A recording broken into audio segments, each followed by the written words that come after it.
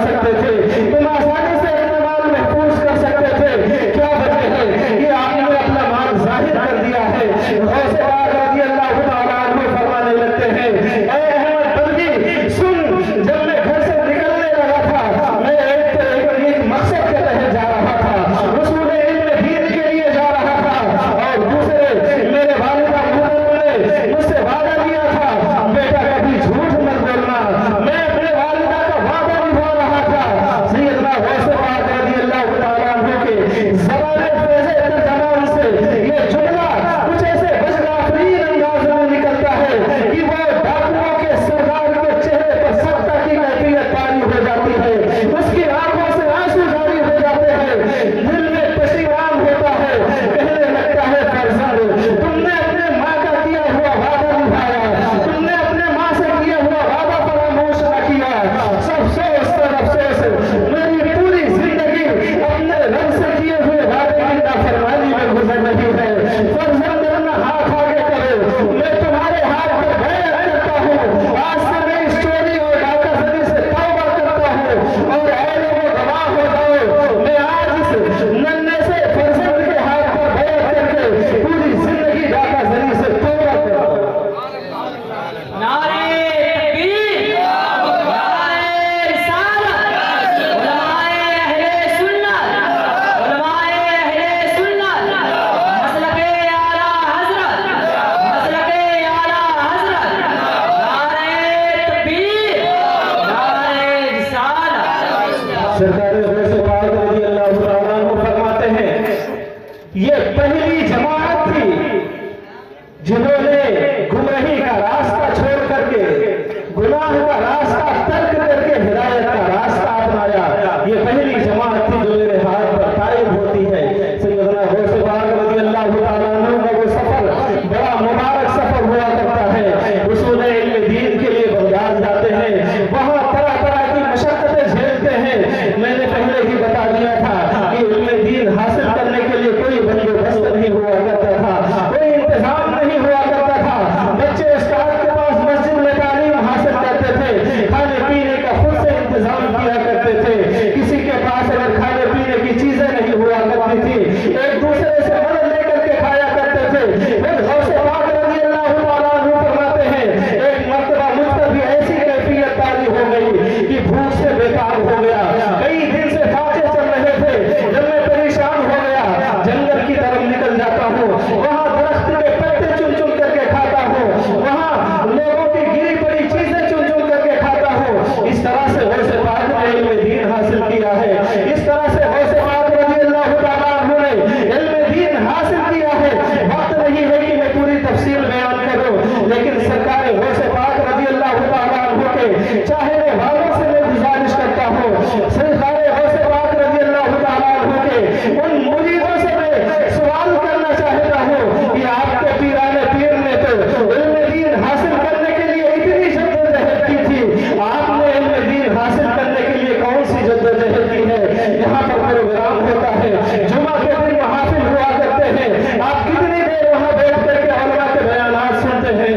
सरकार नबी अकरम सल्लल्लाहु तआला अलैहि वसल्लम का फरमान है, उतलुबुल इल्म मिनल महदी इलल महद, ऐ लोगों इल्म दीन हासिल करो, माँ की गोद से लेकर के कब्र तक। हमारे नबी सल्लल्लाहु तआला अलैहि वसल्लम की तो ये तालीमात है, क्या हम ये मान ले हमने दीन को कमा हक़हू जान लिया है? क्या हमने तस्लीम कर ले हमने दीन को मुकम्मल तौर पर जान लिया है? नहीं। अगर मैं आप में से हर एक से सवाल करने चलूं, नमाज में फराइज कितने हैं, नमाज के वाजिबात कितने हैं, नमाज के सुन्नतों में मुस्तहबात कितने हैं, वज़ू के बारे में मसाइल, बहुत सारी चीजें ऐसी आपके सामने आएंगी जिसका जवाब आपको नहीं पता होगा। आपने मदरसे में तालीम हासिल नहीं की, आज लोग शिकायतें करते हैं मेरे वालिदैन ने मुझे नहीं पढ़ाया। नारे रिसालत, उलमाए अहले सुन्नत, नारे रिसालत। सुभान ये कोई मजबूरी नहीं है, अल्लाह के नबी का फरमान है, तलबुल इल्म फरीदतुन अला कुल्ली मुस्लिम, इल्म का हासिल करना हर मुसलमान पर फर्ज है, चाहे वो मर्द हो चाहे औरत हो। और इल्म दीन कितना हासिल करना, जब बालिग हो जाए तो उस पर बुलूगत के क्या मसाइल आरिज होते हैं, नमाज उस पर फर्ज हो गई, नमाज अदा करने, नमाज के ताल्लुक से सारे मसाइल का जानना फर्ज है। रमजान में मुबारक का महीना आया तो रोजे के मसाइल जानना उस पर फर्ज है। अल्लाह तबारक व तआला ने दौलत और नेमत अता की है तो उस पर ज़कात के मसाइल का जानना फर्ज है। अगर हज फर्ज होता है उस पर तो हज के मसाइल का जानना फर्ज है। अगर वो शादी करता है तो इज़्दिवाजी जिंदगी के ताल्लुक से वो जो मसाइल है उन्हें जानना फर्ज है।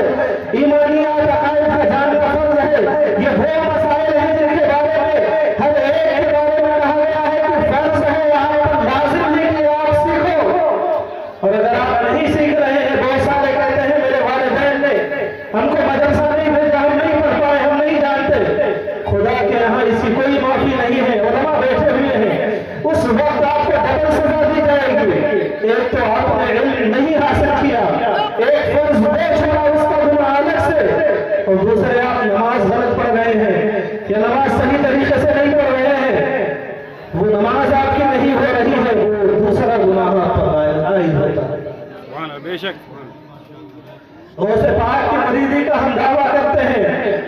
सरकार गौसे पाक रज़ी अल्लाह तआला अन्हु इरशाद फरमाते हैं, दरस्तुल इल्म हत्ता सिद्दु कुर्बा ललिलतु साद मिन मौलल मवालिद। गौसे पाक फरमाते हैं, रब्बे ज़ुल्जलाल की जानिब से मैंने सआदत हासिल की और मैंने इतना इल्म हासिल किया, इतना बढ़ा कि मैं तर्बियत के मनसब तक पहुंच गया। बेशक सुभान अल्लाह। नारे तकबीर, नारे रिसालत, फैज़ाने गौसे आज़म, फैज़ाने गौसे आज़म, हज़रते आला हज़रत, उलमाए अहले सुन्नत, नारे रिसालत। सुभान अल्लाह। सीरत सरकार गौसे पाक रज़ी अल्लाह तआला अन्हु से सिर्फ ये मत सीखो कि वो एक बाबरामत वली थे, हम यहाँ गौस मदद का नारा लगाएंगे, गौसे पाक हमारी मदद को पहुंचेंगे, यकीनन पहुंचेंगे। लेकिन वही साथ साथ सरकार गौसे पाक रज़ी अल्लाह तआला अन्हु की सीरत का एक अहम विषय भी है कि वो एक मुतबहिर आलिम दीन थे, एक बहुत बड़े आलिम दीन मुफ्ती थे, हज़रत अल्लामा इब्न जौज़ी रहमतुल्लाह अलैह, जो फलसफा इल्म बलागत में बड़े पाए के आलिम माने जाते हैं। एक मर्तबा उनके एक साथी कहते हैं, चलो आज गौसे पाक की मजलिस से वाज में चलते हैं।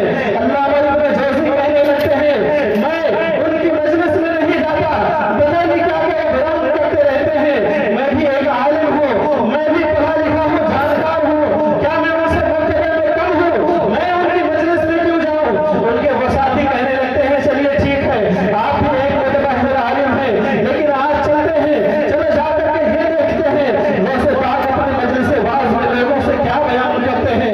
अल्लामा इब्न जौज़ी तैयार हो जाते हैं, सरकार गौसे पाक की मजलिस से वाज में तशरीफ ले जाते हैं, एक कोने पे जाकर के दोनों हज़रात बैठ जाते हैं, उधर खाली एक आता है, एक कुरान मुक़द्दस की आयत तिलावत करता है, सरकार गौसे पाक रज़ी अल्लाह तआला अन्हु मिंबर पर तशरीफ ले जाते हैं, उस आयत का तर्जुमा करते हैं, उसकी तफसीर बयान करते हैं। अल्लामा इब्न जौज़ी कहते हैं, इसीलिए मैं नहीं आ रहा था, ये तफसीर मुझे पहले से पता थी। सरकार गौसे पाक दूसरी तफसीर बयान करते हैं। अल्लामा इब्न जौज़ी कहते हैं, ये तफसीर भी मुझे मालूम थी। सरकार गौसे पाक तीसरी तफसीर बयान करते हैं। अल्लामा इब्न जौज़ी कहते हैं, ये तफसीर भी मुझे मालूम थी।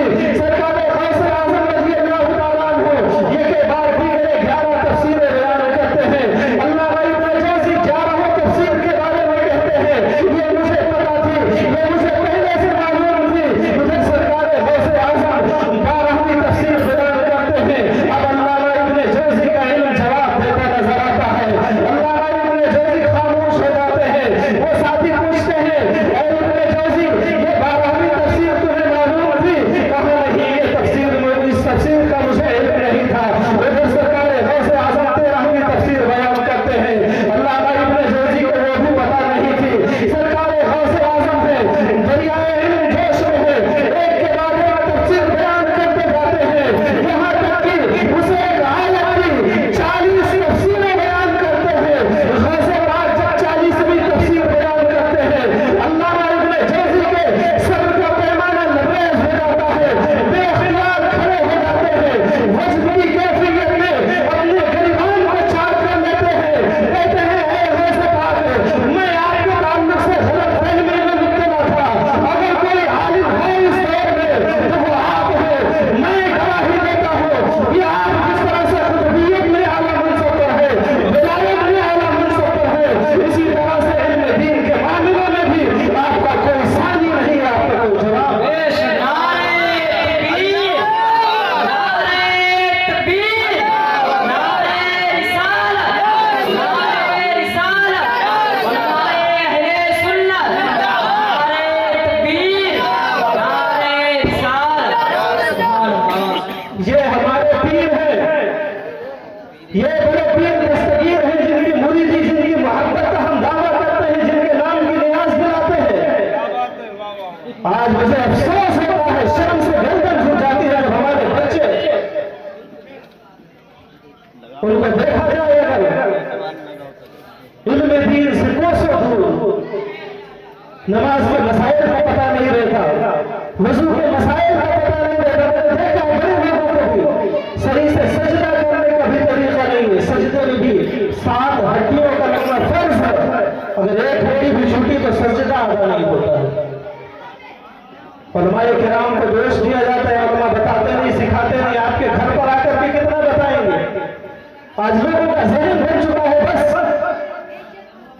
दुनियावी तालीम, मादी तालीम, बस इसी पर जिंदगी का इंहिसार है। दीन की तालीम कोई जरूरी नहीं, मदरसे में भेजने की कतई जरूरत नहीं। बस एक मौलाना साहब को बुला लिया घर पर, हिफ्ज़ की कुरान मुक़द्दस पढ़ना सिखा दिया नाज़रा, बस हमने दीन सिखा दिया, अपना हक अदा कर दिया। नबी का इरशाद है, मैंने पहले बयान किया, इल्म हासिल करना फर्ज है, और कितना इल्म हासिल करना फर्ज है उसकी भी तफसील मैंने आपके सामने रखी। क्या गौसे पाक रज़ी अल्लाह तआला अन्हु की मोहब्बत में हम अपने बच्चों को दीन की तालीम नहीं सिखा सकते, खुद दीन की तालीम नहीं सीख सकते? आज मोहल्ले में कितने लोग होंगे, यहाँ पे माशाअल्लाह बहुत बड़ी तादाद के उलमा की कोशिशें हैं, इनकी मेहनत का समरा है कि इतनी बड़ी तादाद में मौजूद है, वरना अक्सर जगहों पर ऐसा देखने में आता है आधी पब्लिक भी नहीं होती। लेकिन फिर भी इस मोहल्ले में भी काफी बड़ा मोहल्ला है, बहुत सारे ऐसे लोग होंगे जो खाली खरगोश के मजे ले रहे हैं। अगर आप मदरसे में जाकर इल्म हासिल नहीं कर सके, बड़े हो गए, रोजगार का मसला है, ऐसी सूरत में आप फिर भी इल्म सीख सकते हैं, और उसका जरिया ये महाफिल है। जुमा में जो बयानात होते हैं वो बयानात है, या हफ्तावारी कहीं पर बयानात हो रहे हैं वो बयानात है जो आपको इल्म दीन सिखा सकते हैं। अगर इन महफिलों में भी ना बैठे, फिर हम गौसे पाक से मोहब्बत का दावा करें, दावा तो कर सकते हैं, लेकिन उसकी दलील हमारे पास नहीं होगी। गौसे पाक रज़ी अल्लाह तआला अन्हु ने कितनी मशक्क़तें बर्दाश्त की, और कितने अहम मर्तबे पर, आला मर्तबे पर फाइज हुए।